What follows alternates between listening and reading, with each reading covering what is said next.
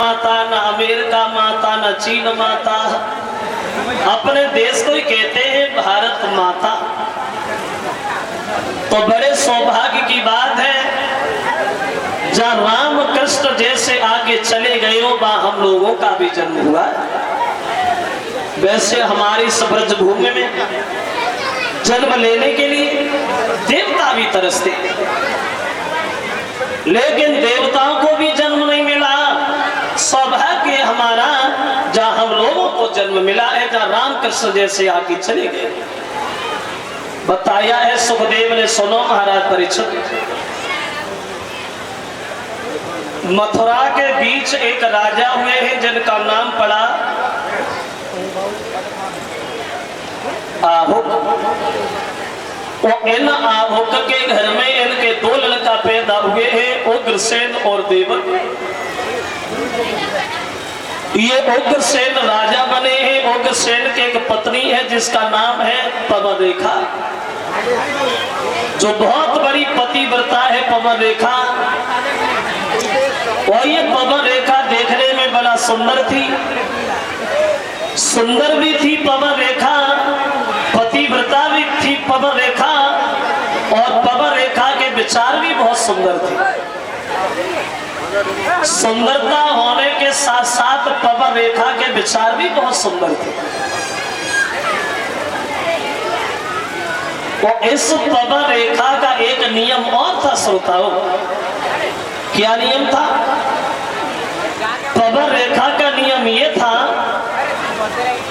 जब ये सुबह को जगती थी तो सबसे पहले अपने पति के चेहरा को देखती थी, पति के पैर छूती थी, उसके बाद घर का कोई दूसरा काम किया करती थी।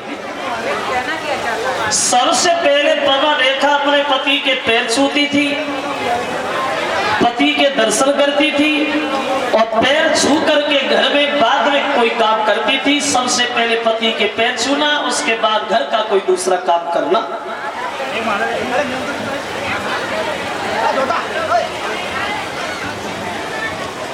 पैर छूना, सबसे पहले पति के पैर छूना। वैसे क्षमा चाहेंगे इतनी भीड़ में जो हमारी माताएं बहनें बैठी है, अगर हम ये सवाल करें इन लोगों में ऐसी कौन सी स्त्री है जो रोजाना सुबह को उठ के अपने पति के पैर छूती है?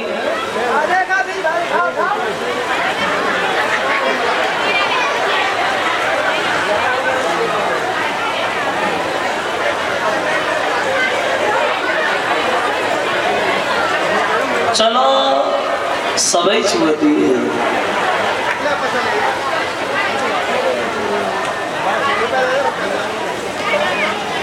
अब पति के पैर छूने का किसी के पास टाइम का है जो पति के पैर छुए जाए? इधर जी नहीं मालूम पड़ी सोच मुदे या ना मुदे तासे पहले सोई। और इन्हें सवेरे 6-6 बार जगाओ तो की आंखें खुलती। वो आंखें खुली जाए तो पति के पैर काल नशी में भाजे, शीशा उठाती, सोतम विधिया ना चली गई।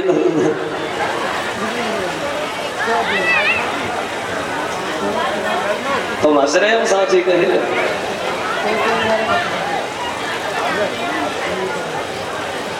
पहले की पत्नियां जो हुआ करती थी अपने पति से बड़ा प्रेम करती थी, बड़ा चाहती थी पति को।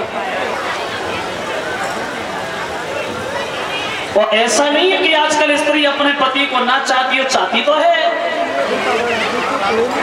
लेकिन अब चाहती है थोड़े समय तक, गिने चुने दिन तक। कब तक?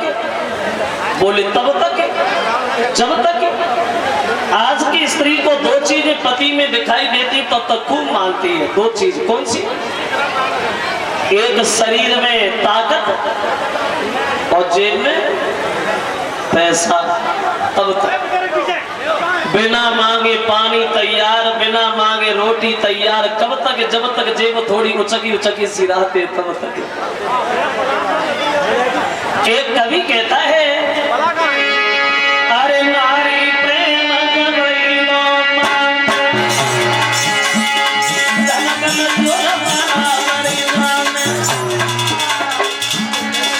वैसे क्षमा करें, ये एक घर की कहानी नहीं है, घर घर की कहानी है। देखा होगा आप लोगों ने, और न देखा हो तो अब किसी दिन अजवास करके जरूर देखना। तुम बाहर से आओ, 10 दिन बाद लौट के आओ, पैसा पैदा करके लाओ, घरे घुसो तो अम्मा तुम की ओरी देकर दे दो, जेब की ओरी देकर भर के तो ही है। संजा को पैर दबाती जाए और पे मन की काटते जाए। देखो तुम इतने दिन बाद आए, हमारे कुंडल तब के टूटे नहीं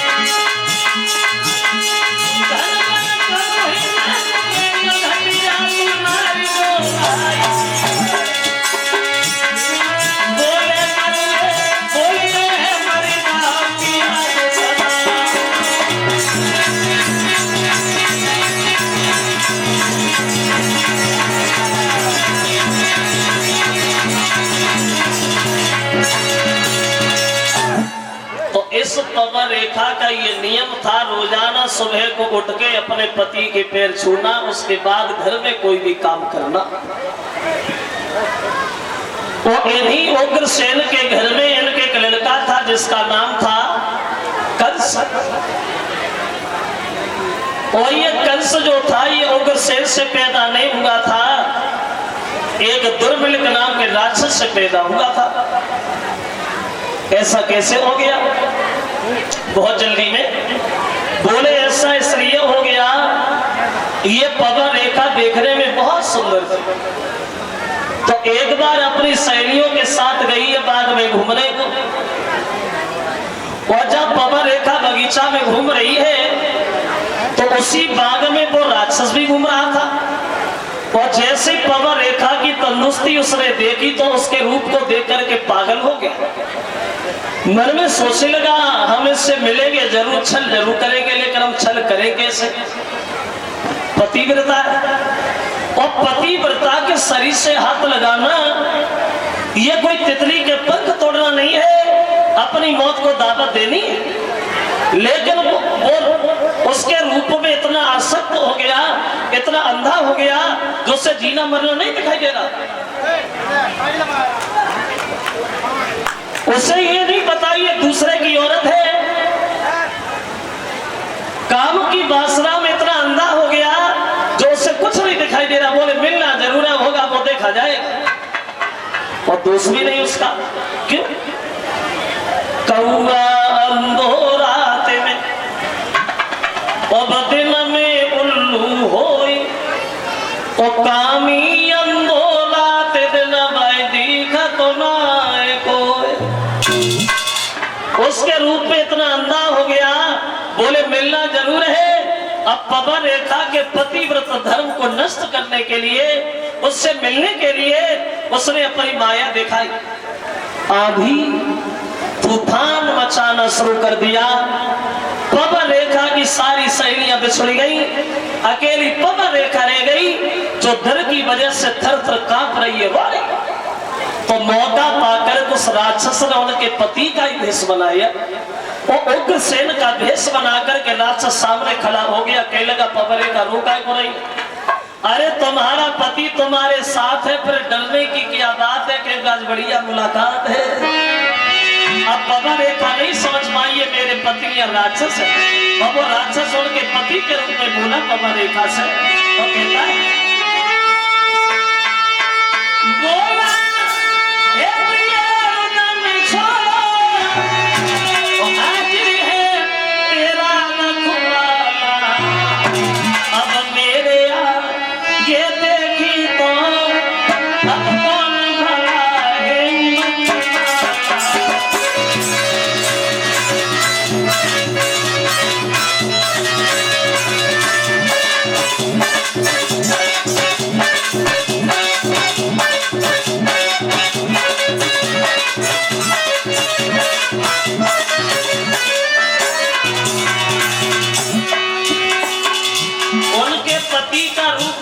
सामने खड़ा हो गया, लेकिन पवा रेखा पहचान नहीं पाई ये मेरे पति या राक्षस है।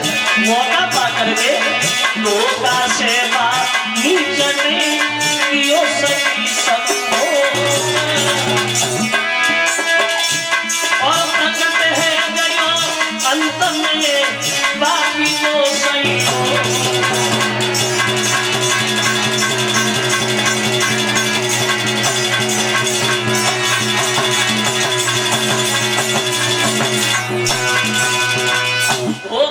राक्षस ने पवा रेखा के पतिव्रत धर्म को नष्ट कर दिया। धोखा से मानी चले और कियो सती संभोग और प्रकट है गयो अंत में वो पापी को संयोग। अंत में पवा रेखा के सामने अपने रूप में आ गया और जो पवा रेखा ने देखा तो पवा रेखा के पैरों के तले जमीन खिसक गई, खड़ी की खड़ी रह गई। बोली कभी तू, अरे ये तूने क्या किया? तूने तो हमें मुंह दिखाने के लायक भी नहीं छोड़ा। अब मैं अपने पति के सामने कैसे जाऊंगी? मैं अपने पति को मुंह कैसे दिखाऊंगी? अगर ये बात मुझे पहले पता होती तू मेरा पति नहीं है तो मैं तुझे श्राप दे के भस्म कर देती, मैं तुझे जिंदा जला देती। लेकिन अब मैं श्राप देने के लायक भी तो नहीं रही। अब वो पवा रेखा रोती हुई उस राक्षस से बोली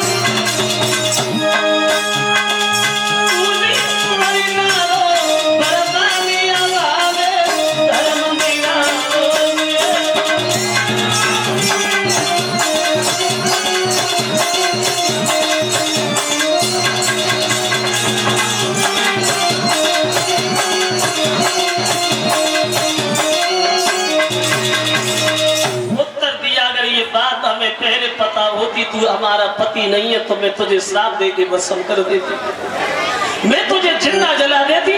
लेकिन अब मैं कहीं की नहीं रही, मैं तो श्राप देने के लायक भी नहीं रही। तो राक्षस बोला पवा रेखा रो नहीं भैया, जो होना था वो तो हो गया। अगर तुम्हें दुख है कष्ट है तो हम तुम्हें एक वचन देते पवा रेखा, सुनो अभी तुम्हारे घर में तुम्हारे कोई लड़का नहीं हुआ था, लेकिन अब हम तुम्हें ये वचन देते कि अब तुम्हारे लड़का होगा। और जानती है वो लड़का कैसा होगा? बोली जानती, तेरे जैसा राक्षस तो होगा। बोले हाँ मेरे जैसा राक्षस तो होगा, लेकिन तेरे जो लड़का होगा वो लड़का कैसा होगा? तो राक्षस बोला सुनो पवा रेखा कि मेरे समान नहीं होता होगा और न कोई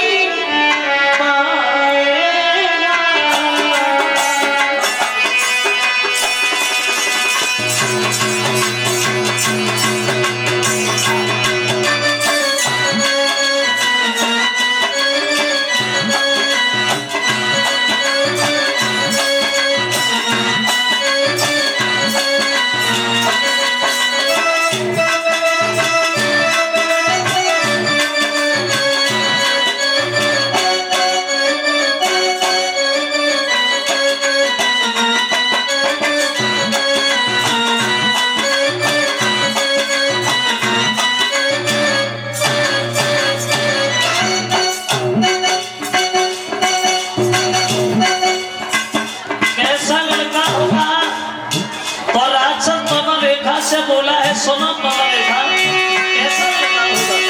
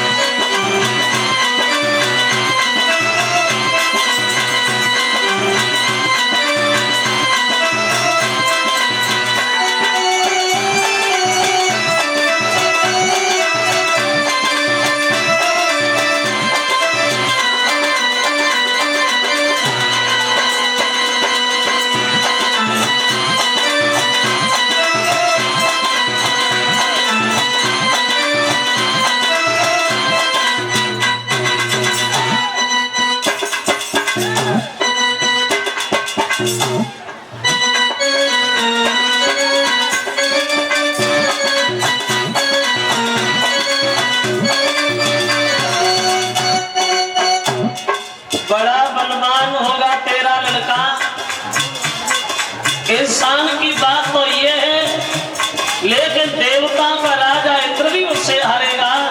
लेकिन एक कमी होगी तेरे बच्चे में, कौन सी?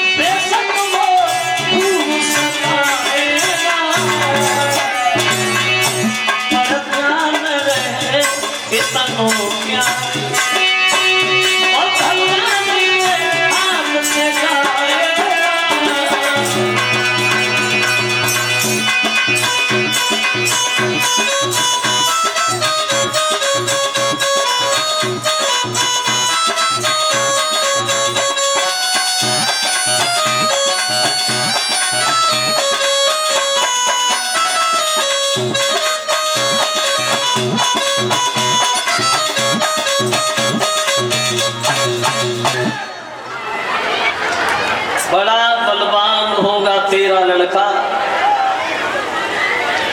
इंसान की बात तो छोड़ो पवा रेखा, देवताओं का राजा इंद्र भी उससे डरेगा। और कमी ये होगी, ऋषि महात्माओं को, दीन दुखियों को ज्यादा परेशान करेगा। और बाद में वह तेरा लड़का भगवान के हाथ से मारा जाएगा। ये बात कह करके राक्षस चला गया और ये पवा रेखा घर पे लौटे। अब इस पवा रेखा ने घर में आके किसी को कुछ नहीं बताया कि जंगल में मतलब क्या हुआ क्या नहीं हुआ। और धीरे धीरे समय व्यतीत होने लगा।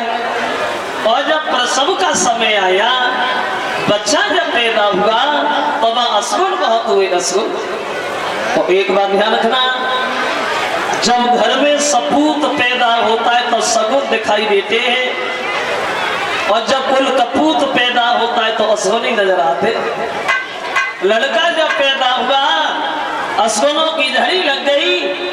आंधी तूफान, बादल गरज रहे हैं, बिजली चमक रही है, पानी बरस रहा है। जब लड़का पैदा हुआ तो अब असगुनों की झड़ी लग गई। देखिए, तो पैदा होते ही बालक के तो आंधी तूफान मचा।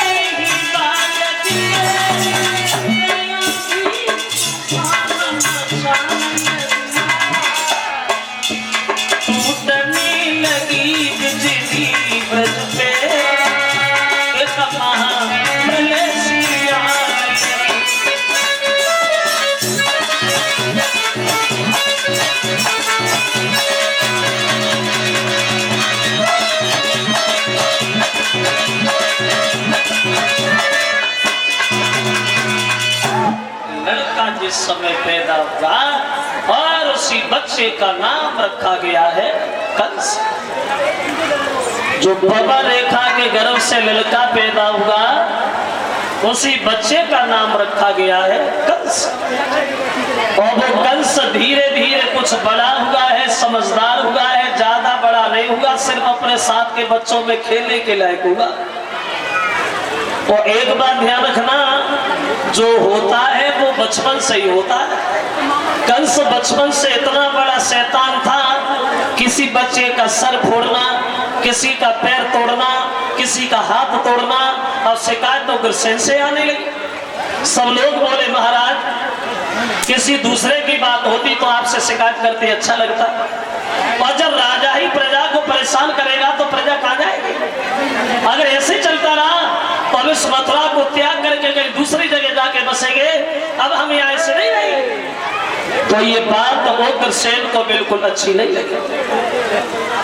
क्रोध में आए और उग्रसेन ने कंस को अपने करीब बुलाया। कंस, इधर बुद्धि खराब हो गई है तुम्हारी। जो रिश्ता शेर और बन का होता है वही रिश्ता राजा प्रजा का होता है। अगर शेर अपने शरीर के घमंड में आकर के वन को उजाड़ दे तो फिर अपने शरीर को क्या छुपाएगा? अगर ऐसे चलता रहा तो एक दिन वो होगा जो कोरी के तीर पे जाकर समझ गए। कंस बोला हाँ, समझ गए। क्या समझ गए? बोले हम समझ गए। अब तुम्हें बुढ़ापे में राज्य नहीं, आराम की ज्यादा जरूरत है। सच बता रहा भैया, तुम तो जानते हो कि हमारे पिताजी के ऊपर बुढ़ापा है और तुम ये भी अच्छी तरह से जानते हो कि बुढ़ापे में आदमी की बुद्धि अक्सर खराब हो जाती है। एक बात बता, अगर हम तुम्हारे राजा बन जाए कैसा रहेगा? कोई नहीं बोला। अगर हम राजा बन जाए कैसा रहेगा? कोई उत्तर नहीं आया। कंस के जो पीछे घूमने वाले थे वो ही खड़े हो गए। बोले महाराज अगर आप राजा बन जा फिर क्या है? फिर तो बात ही बनी धरी है। कंस भागा, बूढ़े से पिता के सर से मुकुट उतारा, अपने सर पर रख लिया, उग्रसेन के हथकड़ी बेड़ियां लगाई, मथुरा की जेल में डाल दिया। तुम आराम करो, तुम्हें आराम की जरूरत है, राज जब हम करेंगे तो कैसी रही। बैठ गया गद्दी पे।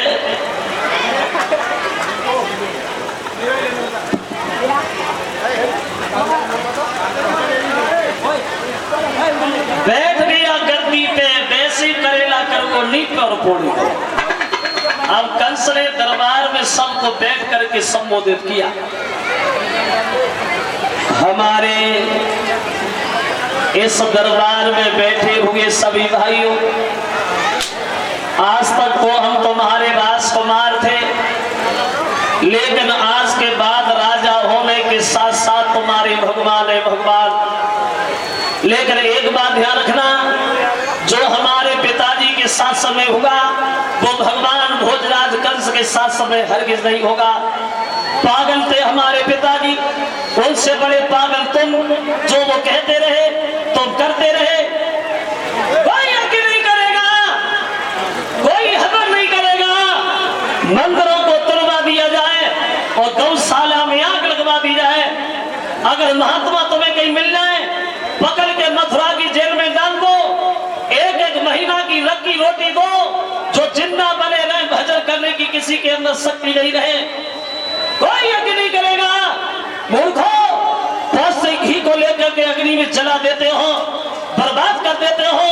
खुद खाओ, शरीर को मजबूत बना। माता पिता अगर ज्यादा बूढ़े हो जाते हैं फिर तुम्हें न खिला, उठा के नाले फेंकिया। भाई होगा जो हम कहेंगे हम। कंस जब राजा बना तो कानून नए नए तैयार होने लगे। नई सरकार, नया राजा और नई योजना शुरू कंस के शासन। देखा वहां तो अधिकारी बहुत जब कंस राजा तो कानून नए नए बनने लगे।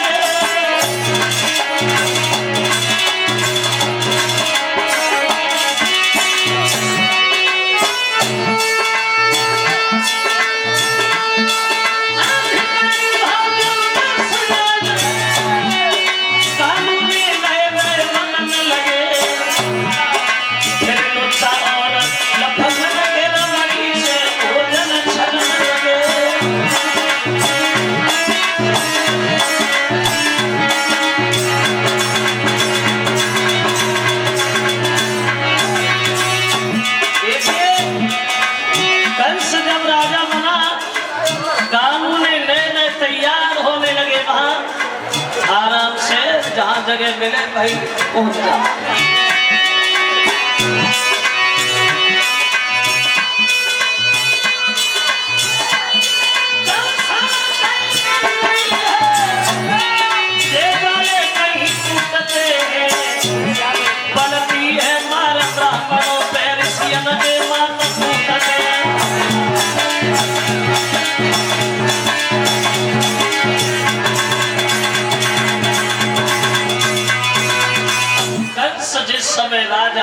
तो कानून नए नए तैयार होने लगे। तो कंस ने सबसे कहा, सच बताना भैया, झूठ नहीं बोलना।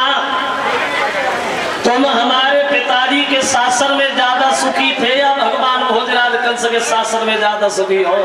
बताओ। कोई नहीं बोला। बोल क्यों नहीं रहे? तुम हमारे पिताजी के शासन में ज्यादा सुखी थे, हमारे शासन में सुखी हो? बोलो। कोई उत्तर नहीं आया। एक खड़ा होके बोला, महाराज की जय हो, महाराज की जय हो। बोलो। कहने लगा है, प्रभु तुम्हारे पिताजी के शासन में हम दीन दुखियों का बड़ा सम्मान होता था और तुम्हारे शासन में बड़ा अत्याचार हो रहा है, इस बात से हम बड़ा दुखी हैं, बड़ा दुखी। कंस बोला, हाँ, बड़े दरबार में कोई दुखी नहीं, अकेले जय ज्यादा दुखी है। तो हमने भी कसम खाई, हम किसी को दुखी देखना नहीं चाहते। जल्लादो, इन्हें उठा और ले जा, फांसी लगा। अगर ये जिंदा रहे तो इन्हें दुख होगा, और हम किसी को दुखी देखना नहीं चाहते। बोलो, इनके अलावा और कोई दुखी है क्या? बोले, कोई दुखी नहीं है। जवाब दिया, होना ही नहीं चाहिए, मेरा अवतार काय हुआ इसलिए तो हुआ। कोई अपने मन की बात कंस से नहीं बोल पाता तो सबसे बड़ी मुसीबत ही आई हमारे महात्मा लोगों पे। सबसे बड़ी आफत टूटी कंस के शासन में महात्माओं के ऊपर। क्या दशा बनी महात्माओं की कंस के शासन में? देखो, कि हाथ न निकला और पाय न निकला और बगल न मिला सी पड़ी भरी।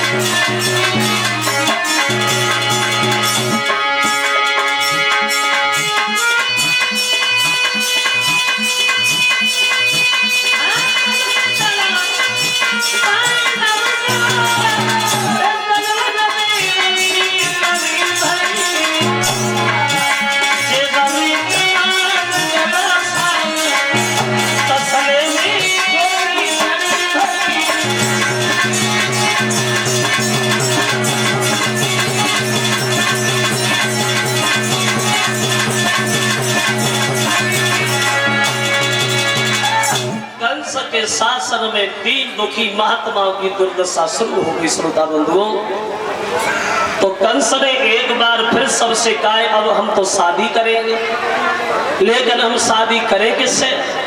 तो किसी ने बता दिया, महाराज मगध के रहने वाले जरासंध, वो उनके घर में उनके दो लड़कियां हैं, वो दोनों ही जवान है, दोनों शादी के योग्य, तुम वहां चले जा, वहां शादी कर लो।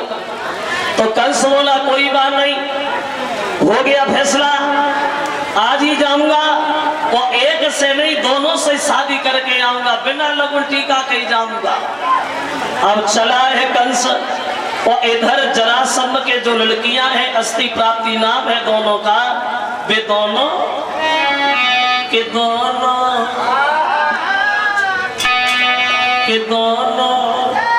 चंद्रबदन उजियारी प्रभु में घर में।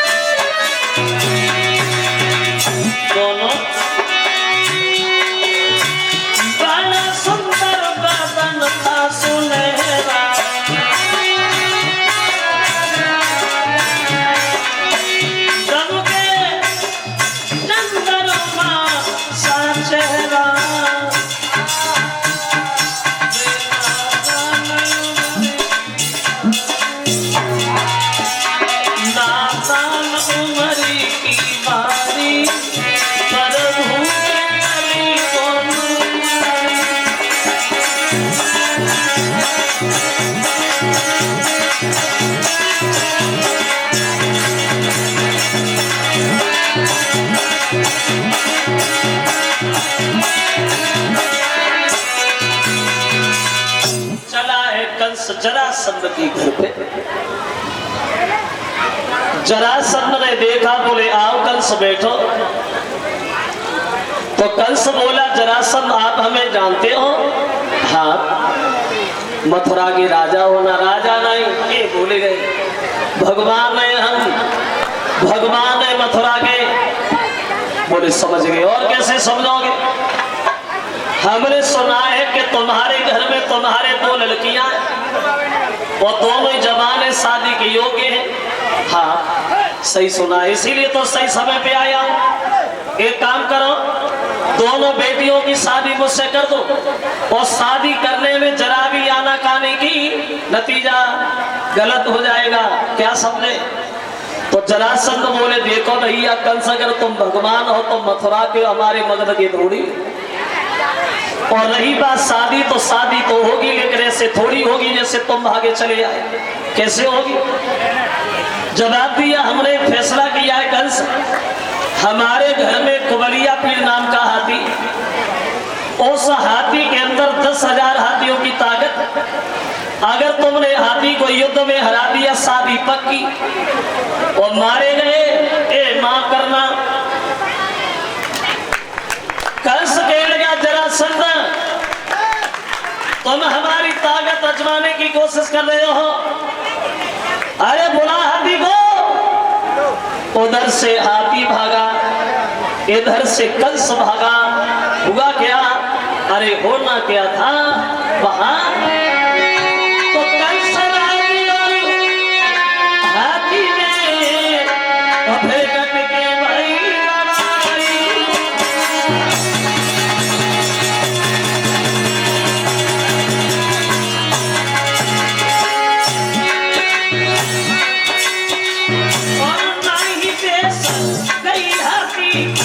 रहेगा सूरी उठाई। परिणाम ये था,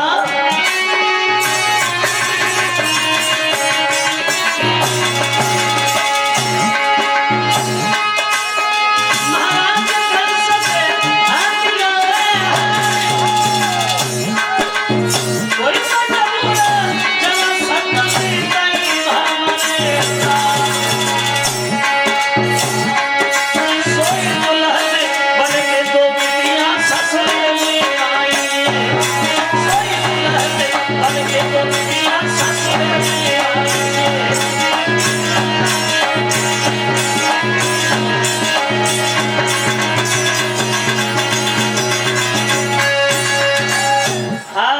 जरासंध का हाथी कंस से।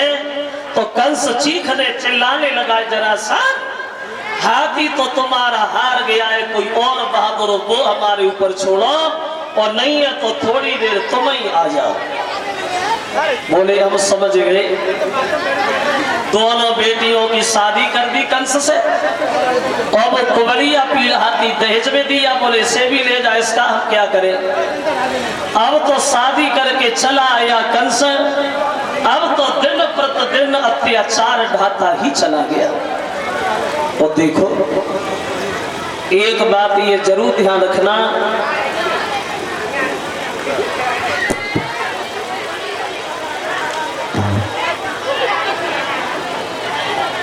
भगवान ऐसे गलत आदमी को बहुत ऊपर पहुंचाता है, बहुत उठाता है, लेकिन ऊपर से जब नीचे डालता है तो ऐसे डालता है जो दोबारा उठने की कोशिश ही नहीं कर पाता। दीन दुखी ऋषि महात्मा सब भगवान से विनती करते, दीन बंधु दीनानाथ, अब तुम्हारे अलावा हमारा कोई ही नहीं है। और सब लोग भगवान से विनती करते हुए बोले,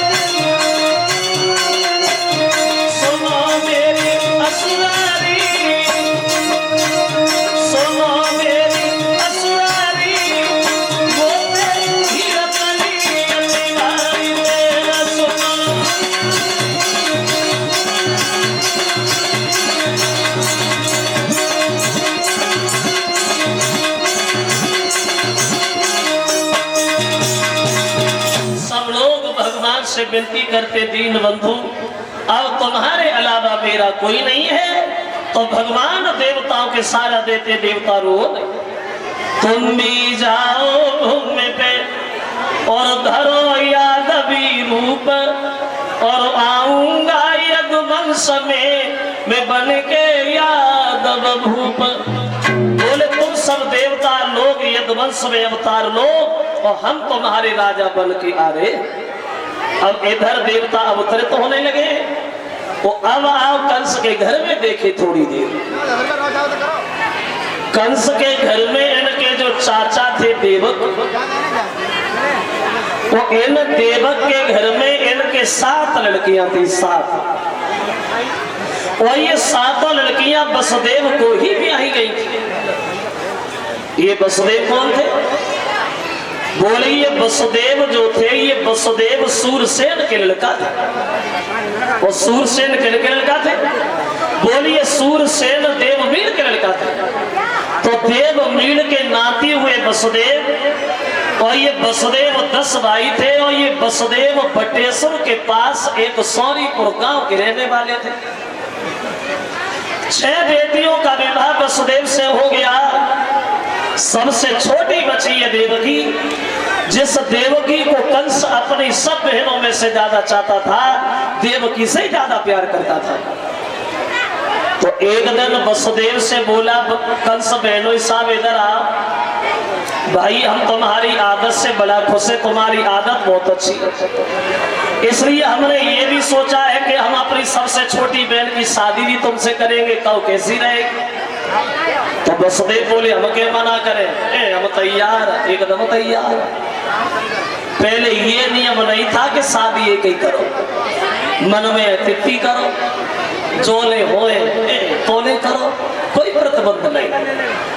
उधर तो बोला है कि तुम बारात ला, और देवकी से कंस बोला तुम्हारी शादी वसुदेव से पक्की होगी। लेकिन एक बात ध्यान रखना, इस मथुरा से जाकर के बटेश्वर में किसी से दबना नहीं।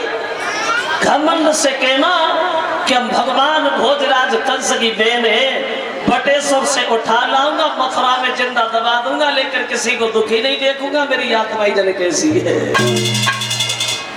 अब चली है बारात बटेश्वर से मथुरा के लिए। देखिए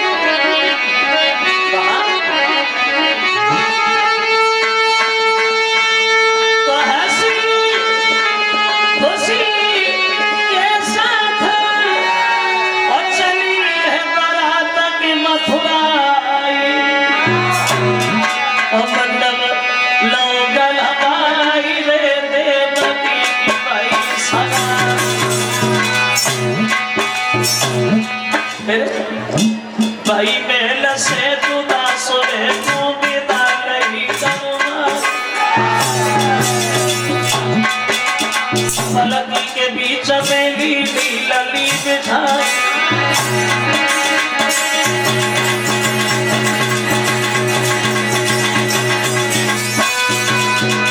देवकी की शादी वसुदेव से भई, और ये देवकी की सगी विदा भई। तो देवकी पालकी में बैठ करके ससुराल में चली।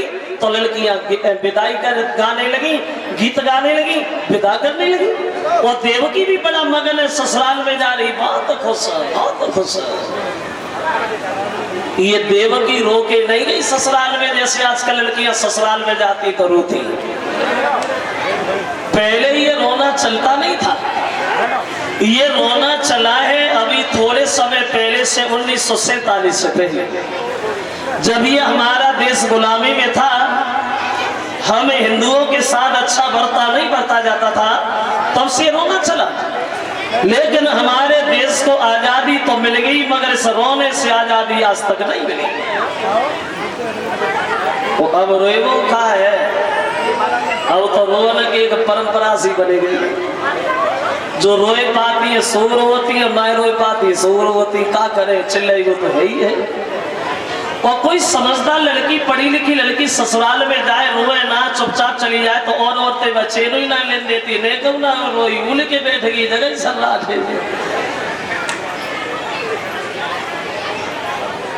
रोना। एक बात ध्यान में आ गई, एक लड़की की विदा हो रही थी और जब सुबह विदा हुई तो लड़की खूब चिल्ला चिल्ला करके रोई। और जब लड़की चिल्ला चिल्ला करके रोने लगी तो उसका एक छोटा भाई था, वो अपने पिता से बोला कि पापा दीदी रो रही है, जीजा जी क्यों नहीं रो रहे? लड़का बोला पापा दीदी रो रही है, जीजा नहीं रो रहे? तो पापा बोले लला तेरी दीदी तो आज ही रो रही है, जीजा आज के बाद जिंदगी भर रोए।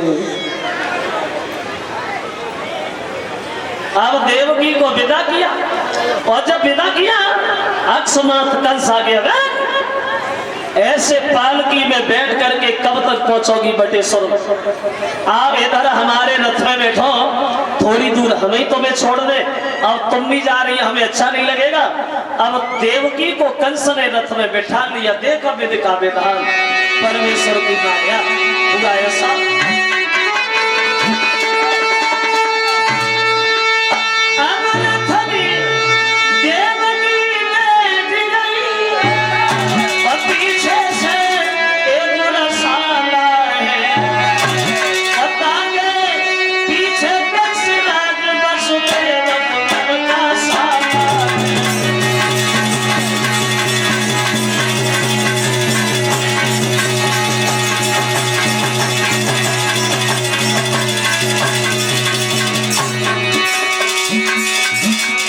चला रथ लेके और जो रथ लेके आगे बढ़ा आकाशवाणी होने लगी।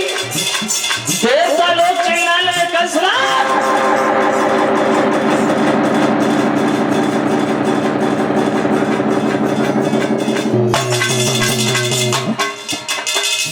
कंस ने ऊपर देखा तो देवता बोले हैं कंस से, कंस हमारी बात सुनो।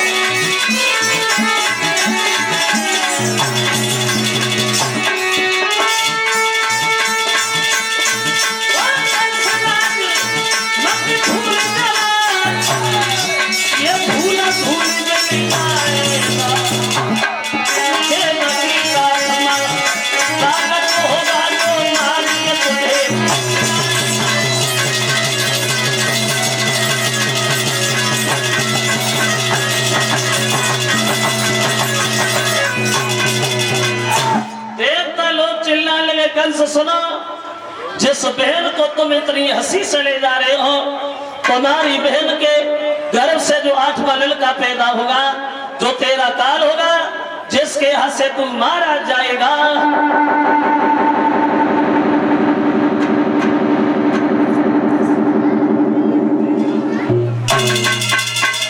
जो कंस ने ये शब्द सुने तो केसों को पकड़ करके देवकी को रथ के नीचे खींच लिया। झूठ कह रहे हो देवता, झूठ बोल रहे हो, क्योंकि कंस का काल हो नहीं सकता।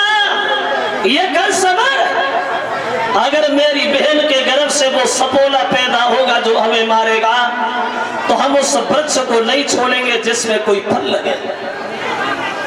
मार दूंगा अपनी बहन को। समझ जाएगा दुनिया के लोग, कंस का काल मारा गया, कंस अमर है, अमर।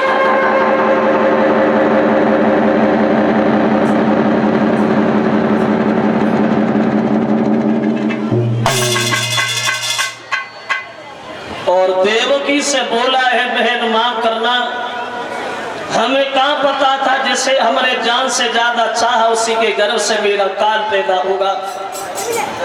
अगर तुम जिंदा रही तो हम जिंदा नहीं रहेंगे, हम मर गए तो हमारे प्रजा के लोग हमारे पीछे रो रो के मर जाएंगे। हमने कभी किसी को दुखी नहीं देखा, मेरी आत्मा ही जाने कैसी है। ये तो दुनिया भर के लोग जानते कि बिना मतलब के कोई पाप नहीं होता, और जब जान पे नौबत आती है तो सगे बेटे का बाप नहीं होता।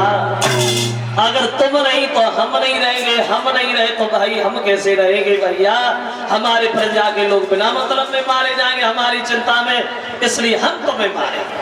तो उत्तर दिया है भैया, अगर हमारे मरने से तुम बच रहे तो हमें मार दो। तो ऐसी अभागन बहन भी ठीक नहीं है जिसके गर्भ से उसके भाई का काल पैदा हो, तुम हमें मारो। जैसे कंस ने देवकी को मारना चाहा तो वसुदेव बीच में खड़े हो गए और वसुदेव कंस से बोले कि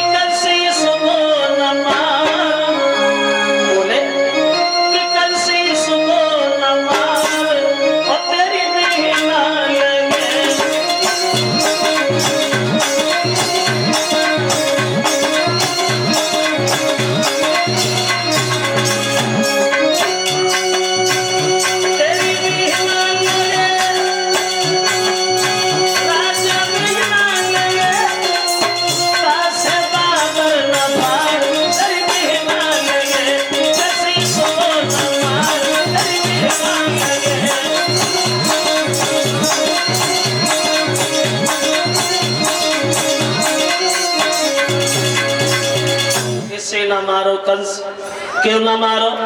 अरे बहन हमारी है, तुम कौन होते बीच में बोलने वाले? हटो, लग मारे या छोड़े, तुम कौन हो?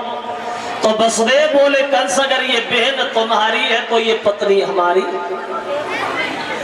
और दुनिया भर में ऐसा कोई भी पत्थर दिल पति नहीं होगा जो अपनी पत्नी को अपने आंखों के सामने मरता हुआ देखे। कंस सुनो, तुम्हें अपनी बहन से तो कोई डर नहीं है? बोले नहीं, इसकी संतान से डर है। हाँ, तो एक काम करो कंस, जब तक तुम्हारी बहन के 8 बालक नहीं हो जाते मथुरा छोड़ के बटेश्वर में नहीं जाएंगे। बच्चा पैदा होगा तुम्हारे पास लाएंगे, मारना छोड़ना ये फैसला तुम्हारे ऊपर है। तो कंस को बात अच्छी लगी, दोनों को हथकड़ी लगाई, बेड़ियां लगाई, मथुरा की जेल में डाल दिया। तुम भी आराम करो, तुम्हें भी आराम की जरूरत है। बैठ गया गद्दी पे। अब वसुदेव और देव की जेल में धीरे धीरे समय व्यतीत होता चला गया और कुछ समय के बाद उस जेल में देवकी के गर्भ से पहला बालक पैदा हुआ। अब देखो, जब पहला लड़का पैदा होता है देवकी के गर्भ से, जगमग जगमग होई जेल में जोरे धरो दिया।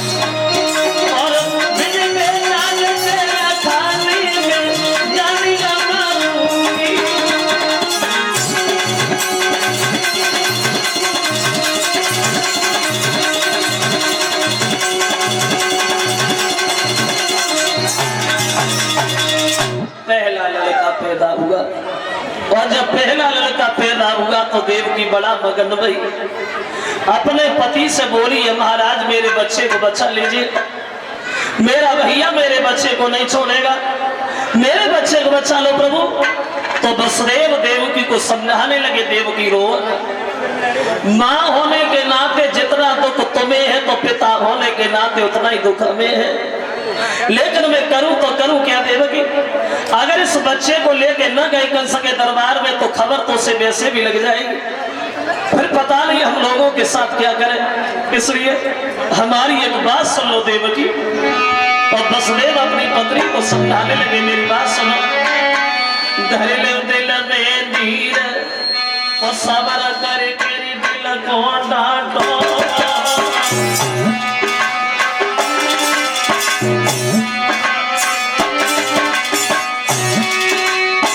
ये देवकी धर ले दिल में धीर सब्र कर तेरी दिल को डांटो,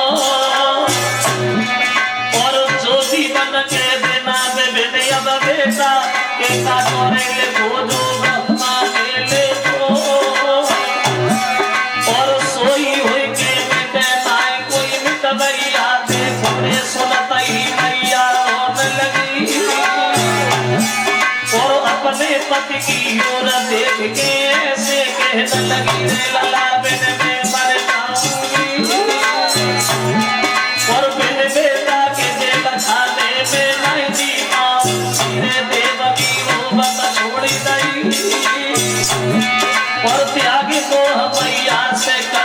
घर की बात नहीं रे देवकी को मत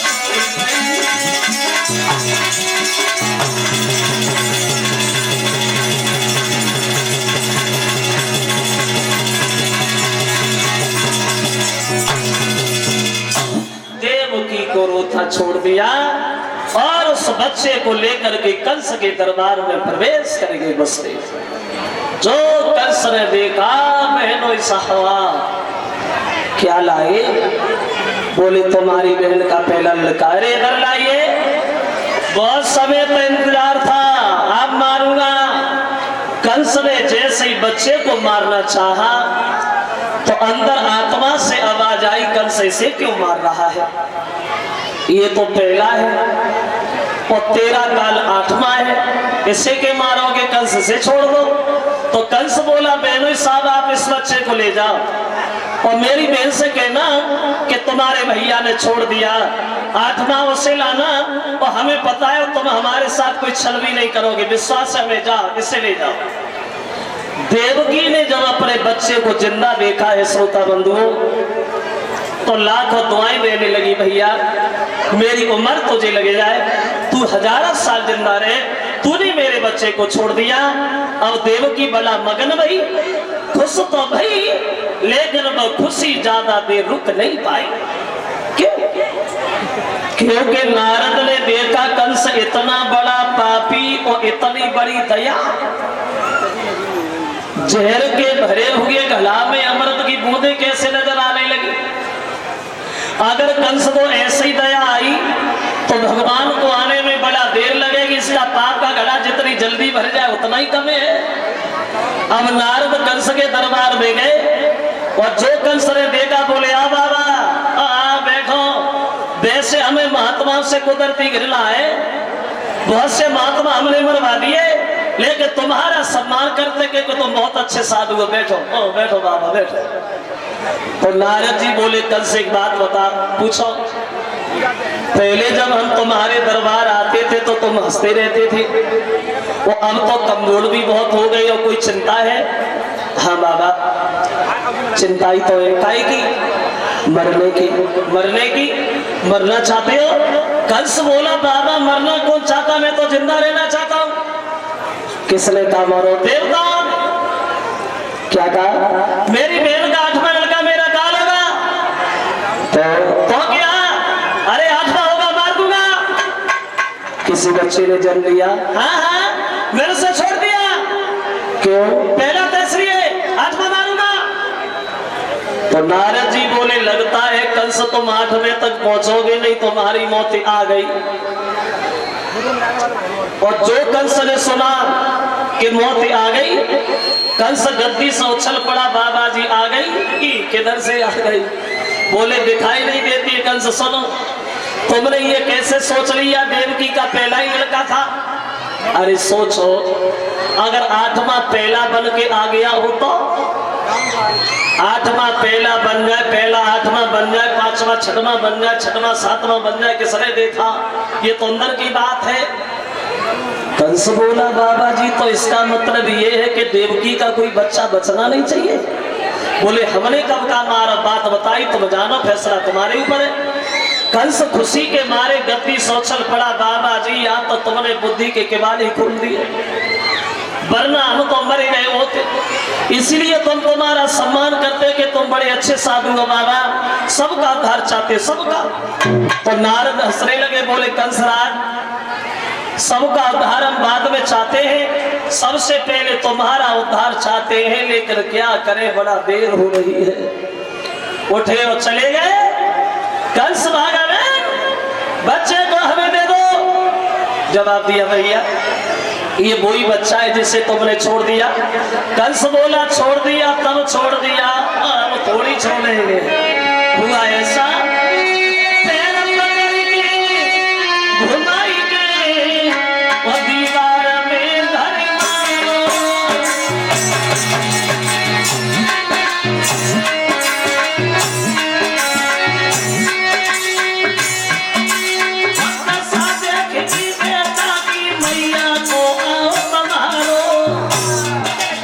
पैरों की तरफ पकड़ के जब उस बच्चे को दीवार से पटका तो जरा से बच्चे की मांस की बोटियां बिखरी, पछाड़ खा के देवकी गिर गई।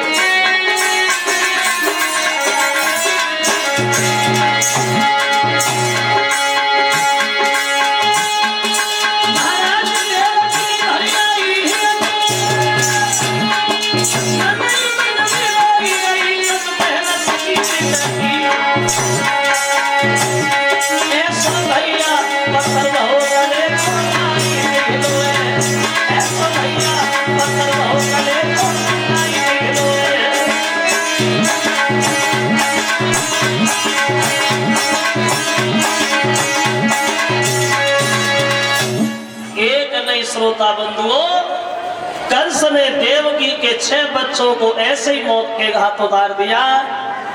7वां गर्भ जब देवकी के आया तो भगवान ने वहां अपनी एक चाल चल दी। योग माया द्वारा देवकी के गर्भ से निकाल करके रोहिणी के गर्भ पहुंचाया। ये रोहिणी वसुदेव की दूसरी पत्नी है जो गोकुल में रहती है। जब वहां बच्चा पैदा हुआ तो उसका नाम रखा गया है बलराम। और इधर मथुरा में खबर भेज दी गई कि देवकी का 7वां गर्भ खंडित हो गया। अब चले 8वें गर्भ में स्वयं भगवान। आ गया समय, जिस समय को ऋषि महात्माओं को, दीन दुखियों को बेसब्री से इंतजार था। भादो का महीना, कृष्ण पक्ष अष्टमी दिन बुधवार को चले भगवान। और इधर अपनी तैयारियों में कंस लग गया। आ गया है समय कुर्बानी का। ये वक्त आना जाने का नहीं है। जहां एक एक पहरेदार लगता था, 10-10, 20-20 लगे जागते रहो, एक दूसरे को आवाज देते रहो, सोना नहीं, सोना नहीं, खड़े रहना जैसे मेरा काल पैदा हो, आगे हमें बताना।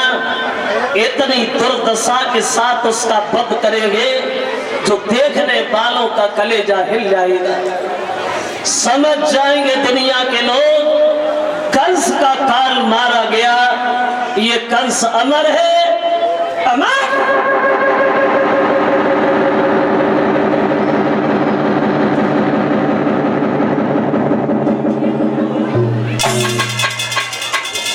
तैयारियां हो रही है मथुरा में। ऐसा ही नहीं कि 8वें गर्भ की बारी थी और तक कंस गया तैयारी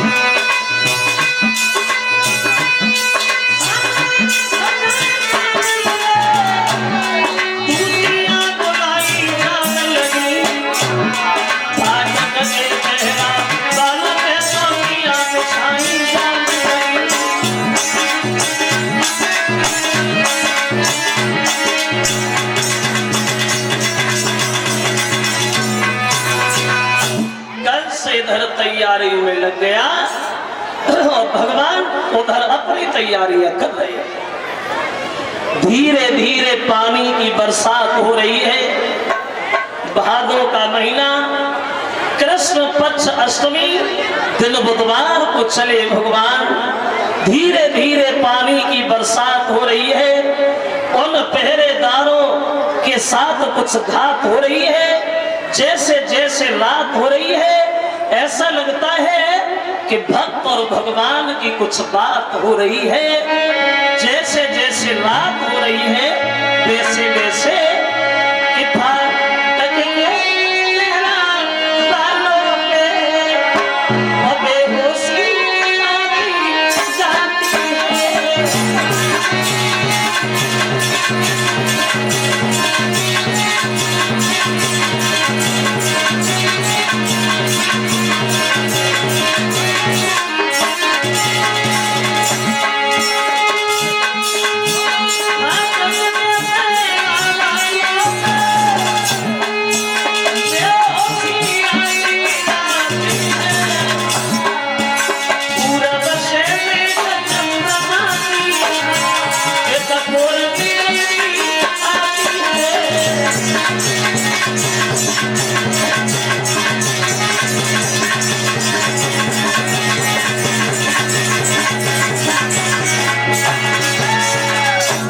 पहरेदार गहरी नींद में सो गए और जब पहरेदार गहरी नींद में सो गए इतने में उस जेल की और एक चमकी उठी दीवार तो कैदी भक्तन के यहाँ प्रभु आए जगदाधार।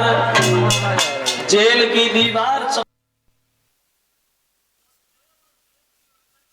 सोचने लगे परमात्मा जे नहीं मालूम पड़ा कि हम स्वर्ग में आ गए या स्वर्ग खुद चल के हमारे पास आ गया। भगवान की तस्वीर नजर आई और जब भगवान की तस्वीर नजर आई तो वसुदेव भगवान से बोले प्रभु हम आपकी क्या सेवा करें। तो भगवान बोले भक्तों हम सेवा कराने नहीं बल्कि उल्टी सेवा हम तुम्हारी करने आए। अब हमारे पास वक्त नहीं है हो सके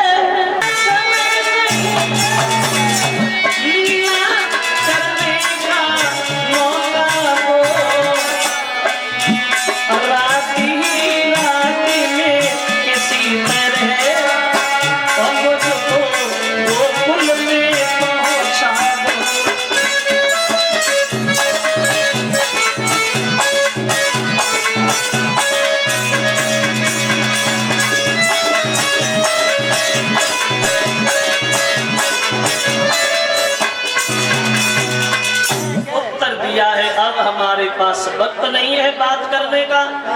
हो सके तो रात ही रात में नंद बाबा के यहाँ गोकुल में हमें छोड़े आना। ये सब कहने के बाद भगवान एक जरा से शिशु बने हैं तो आ गए देवकी की गोदी में। बोलिए भद्रशल भगवान की। ऐसा ही नहीं भक्तों कि भावों की रात काली झोंकी है अंधेरिया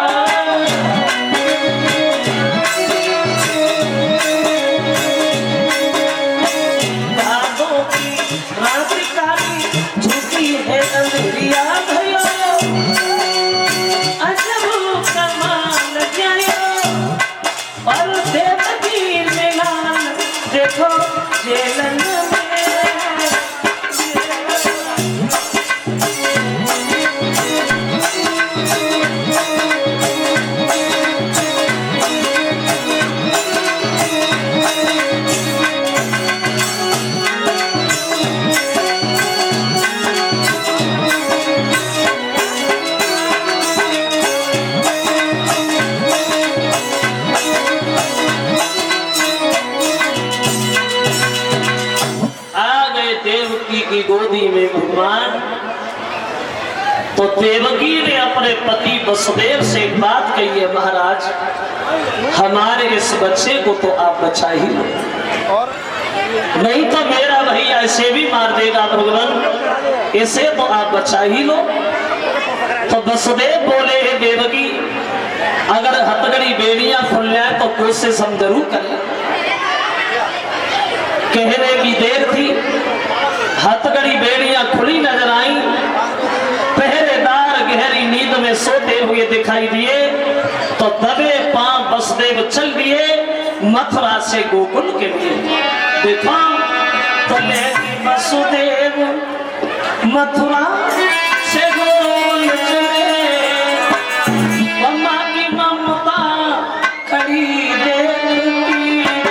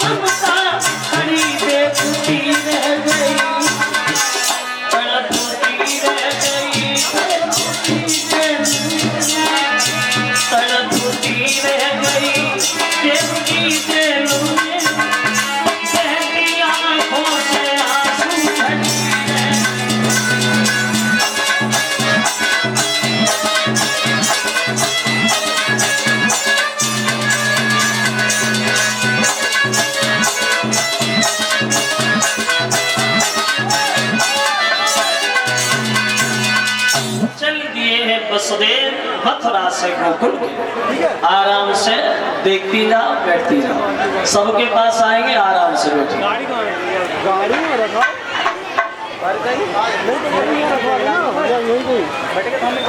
अब यमुना मैया में प्रवेश करेंगे वसुदेव तो यमुना मैया ने देखा कि भगवान जा रहे हैं तो हमने इनके पैर भी नहीं छू पाए अब पता नहीं कब दर्शन होंगे भगवान के ये सोच करके यमुना उफान भरने लगी वहां पर ऐसा ही नहीं चढ़ी आई जमुना और चढ़ी आई जमुना वो अब तो देखो सोया छके चढ़ी आई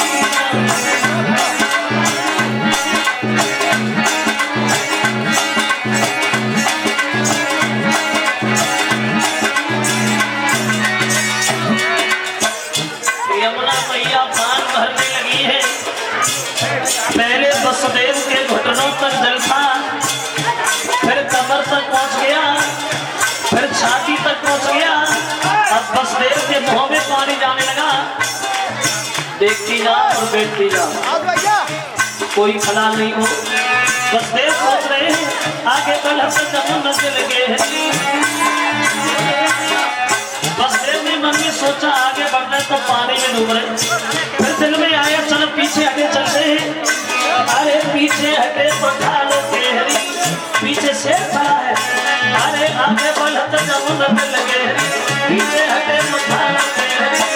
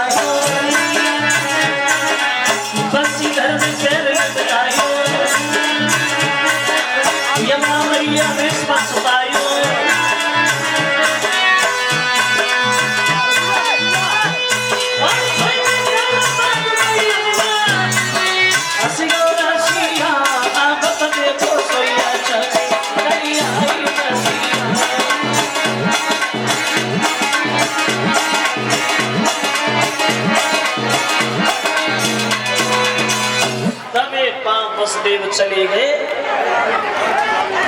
योग माया ने जो बच्ची का भेष बनाया है यशोदा के पास लेती अब वसुदेव भगवान को योग माया को उठा करके यशोदा के करीब लिटा दिया उस लड़की को लेकर के पुनः एक मथुरा वापस चले लड़की रास्ता में बिल्कुल नहीं रोई समा मरी सी धरी चली गई और जो वसुदेव अंदर घुसे तो लड़की चिल्ला चिल्ला करके रोने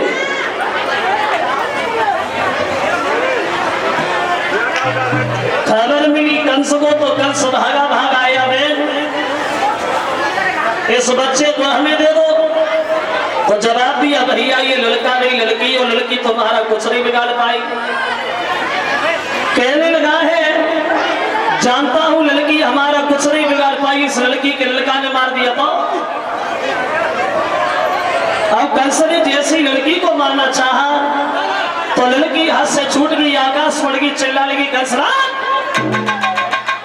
अरे तू हमें क्या मारेगा तेरा काल गोकुल में पैदा हो गया जो ये शब्द कहे तो वसुदेव देवकी के पैरों पे गिर पड़ा कंस माफ करना बहन तुम्हारी गोदी भी खाली हो गई मेरा काल भी नहीं मरा तो वसुदेव कंस को समझाने लगे कंस सुन मौत का समय जो निश्चित है और वो उसी समय पर आएगी और जिस समय मौत आ जाएगी वो एक घड़ी न टलने पाएगी बैठी है दुनिया कमर कसे और बस चलवे ही की तैयारी है और वो चल देता है बिना कहे और जिसकी जिस दिन की बारी है कंस उठा दरबार में चला गया उधर जब सुबह हुआ यशोदा मैया की आंख खुली भगवान को पास पास लेटा हुआ देखा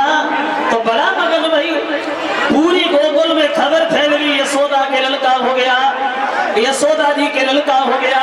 जय नहीं मालूम पड़ा कब हो गया, पूरे सोते सोते हो गया। और तो गांव की गोपियां ढोलक बाजे लेकर के दरवाजे पे पहुंच गई और बधाई गाना शुरू हो गई और द्वार पे नाचना शुरू हो गया।